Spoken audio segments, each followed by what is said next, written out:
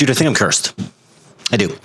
I am a chronic overthinker, overanalyzer. On a daily basis, I have an existential crisis. I cannot stop my brain from asking myself, what am I supposed to do? What does this all mean? What is my purpose? Why am I here?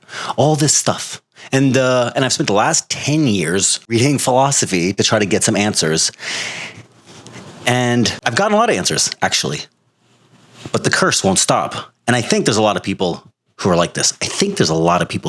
I talk to a lot of them. Let me tell you what I've learned with this curse. For starters, some people are like this. Not everybody.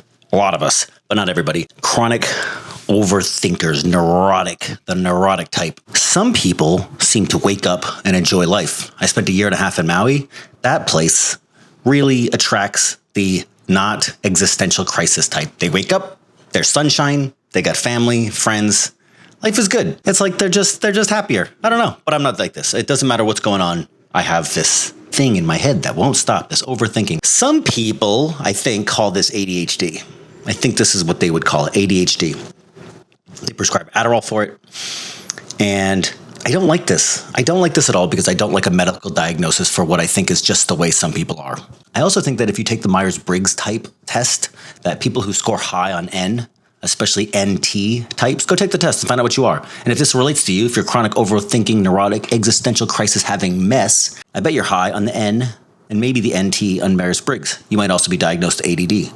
I don't think that either of those, I don't like having a medical diagnosis. I don't think anything's wrong with me or us. I just think that some people are like this way. It's also not scientific to say that I'm cursed either, but everybody's got their little quirks. What I've come to find is that I am this way. This is a curse, and no matter how much I think about the meaning of life, there is no answer, and even if I had one, the curse will not stop. So what do you do about this?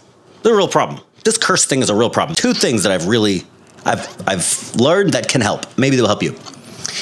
Instead of asking what is the point, or what is the purpose, or what is the meaning of life, I have found it much more practical and productive to ask, what am I actually just doing with my life? What am I doing? When was the last time I went out there and touched grass and did something? Because I find that the more time that I spend doing things, I don't have the existential crisis when I'm at the gym. I don't have the existential crisis when I'm working on projects that I'm excited about, when I'm doing photography, or helping Miss Kate with her quilt shop, or helping other people with their things. When I'm doing things, I don't have the existential crisis so much. I don't have the curse. The curse is only when I'm alone, when I'm by myself, when I have time to dwell on curse-type thoughts, which makes me realize that the curse is very narcissistic. It is all about self. It is a me, self problem. It also happens that America is going through this loneliness epidemic for the last couple decades, and it's getting worse, I think. And the phone doesn't help. The phone kind of makes it worse because then the phone's all about you. Your feed and what you like and who you want to talk to. Doing things, getting out of the house, touching grass, go to the gym, get some sunlight. Be productive, do something better than, it doesn't have to be perfect. The curse wants you to think about this perfect thing that you have to do, and then you're going to make this big perfect plan, and then you're going to go act the plan. It never works that way. The doing is more important than the planning. The doing is more important than the planning, and the doing makes the curse go away. And the second one is community. You know, they say, I might have to make another video about this. They say that comparison is the thief of joy. I actually don't agree with this at all. I find that when I'm around other people, the ones who are doing better than me in certain ways of life encourage me, and they inspire me. They don't make me feel bad about myself.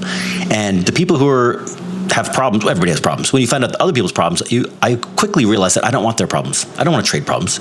Or maybe I can help them with their problems. Both of those things, all of those things make the curse go away. The curse only happens when I'm by myself doing nothing. This is curse festering ground, breeding ground. If you are cursed like me, it will not go away. If you spend time with other people, serve, help other people, realize that all the questions you're asking about purpose and meaning are about yourself, and life is definitely 100% not about yourself. If you go do stuff, help other people, get out of your head, get out of the house, I think that will help. That helps me. I hope this helps you.